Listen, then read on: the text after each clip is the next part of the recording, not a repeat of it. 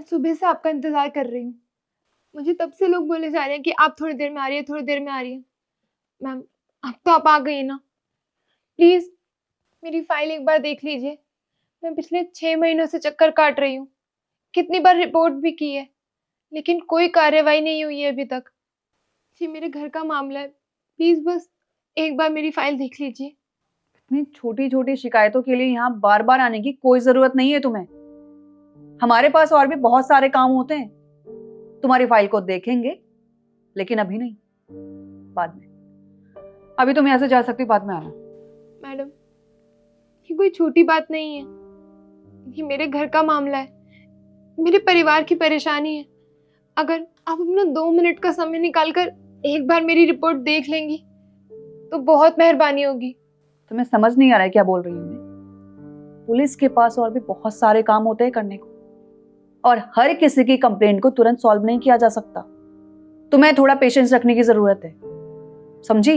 Madam, तुरंत नहीं देखा जा सकता, ये बात मैं भी समझती हूँ, लेकिन मेरी कंप्लेंट को 6 महीने से ज्यादा हो चुके हैं और अब तक कोई भी कार्रवाई नहीं हुई है। मैडम, मैं बहुत परेशानी में हूँ, मेरे पूरे परिवार की जिम्मेदारी है मेरे ऊपर। तुम्हें क्या लगता है हमारे पास कोई काम नहीं है? हमारे पास भी बहुत सारे काम होते हैं, बहुत सारी टेंशन्स होती है, सब चीजें मैनेज करना पड़ता है हमें। और तुम्हारी प्रॉब्लम का ठेका लिया है मैंने। देखो, ऑलरेडी मेरा बहुत सरदर्द हो रहा है, और ज्यादा सरदर्द मत करो मेरा, वरना मैं क्या करूंगी मुझे भी नहीं पता। चुपचाप यहाँ से चली जाओ तुम।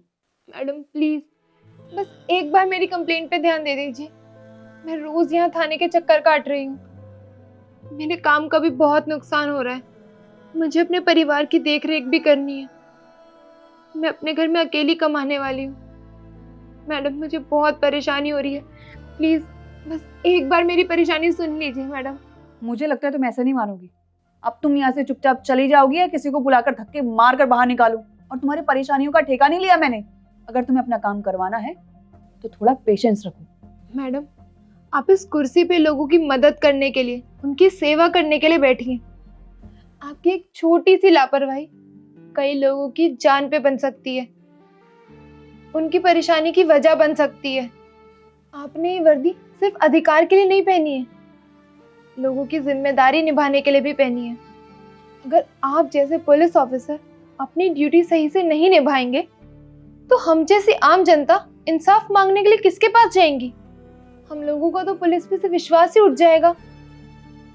मैडम, अगर आज आपने मेरी बात नहीं सुनी ना, तो शायद फिर कभी भी आपको अपनी गलती का एहसास नहीं होगा। आपको कभी पता ही नहीं चल पाएगा कि आप अपने इस बर्ताव से कितनी बड़ी गलती कर रही हैं। और मैडम, मैंने तो सुना है कि आप लोग पुलिस फोर्स में भर्ती होने से पहले जनता की सेवा की शपथ खाते हैं, अपनी ड्यूटी ईमानदारी से निभाने की कस्में खाते हैं। क्या वो सारी कस्में, शपथ सब कुछ भूल चुकी हैं? क्या आपको कुछ भी याद नहीं? अगर इन सब के बावजूद भी आप अपनी ड्यूटी सही से नहीं निभाएंगे तो आपका इस वर्दी को पहनने का कोई अधिकार नहीं बनता है। तुम बिल्कुल ठीक कह रही हो। शायद मैं अपनी जिम्मेदारियां भूल गई थी। I am sorry for that, but मैं इस पर तुरंत कार्रवाई करूंगी।